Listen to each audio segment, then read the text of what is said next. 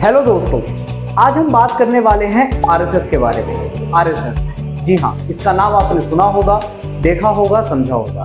RSS क्या होता है? आरएसएस की फुल फॉर्म है राष्ट्रीय स्वयंसेवक संघ। 27 सितंबर 1925 डॉक्टर केशवराम बलिराम हेडगेवार जी के द्वारा आरएसएस की स्थापना करी गई थी। समय के साथ साथ आरएसएस का जो भाव है, आरएसएस का जो उद्देश्य है, उनमें परिवर्तन आया है।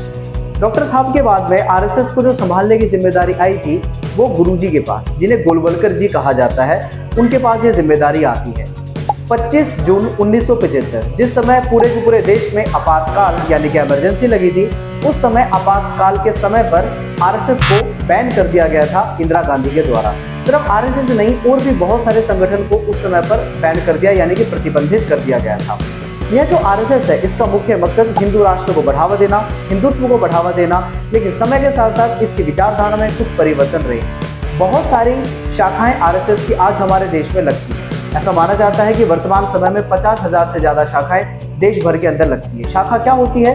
शाखा का मतलब होता है कि 24 घंटे में से 1 घंटा आरएसएस के सभी स्वयंसेवक एक स्थान पर, जो कोई खुला मैदान, कोई पार्क, कोई सार्वजनिक स्थल हो सकता है, वहां पर मिलेंगे। कुछ खेल कूद, कुछ प्रतियोगिताएं, और फिर लास्ट में बौद्धिक वक्तव्य के साथ संपूर्ण शाखा और प्रार्थना के साथ यह शाखा समाप्त हो जाती है। आरएसएस को ज्वाइन करने के लिए आपको कुछ नहीं करना होता, बस आप आरएसएस के पेज पर जा करके इसको ज्वाइन आरएसएस के नाम से ज्वाइन कर सकते हैं, या फिर आपके आसपास के क्षेत्र में अगर कोई शाखा है तो वहां जाकर के आप ध्वज प्रणाम कर सकते हैं। ध्वज क्या होता है? आरएसएस ने अपने किसी भी व्यक्ति को गुरु नहीं माना है। आरएसएस ने केसरिया ध्वज, परम पवित्र भगवा ध्वज को ही अपना गुरु माना है।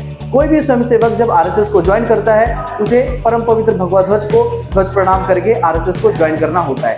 आरएसएस की बहुत सारी शाखाओं के साथ साथ अलग अलग राजनीतिक दल भी आरएसएस के साथ में हैं। धन्यवाद।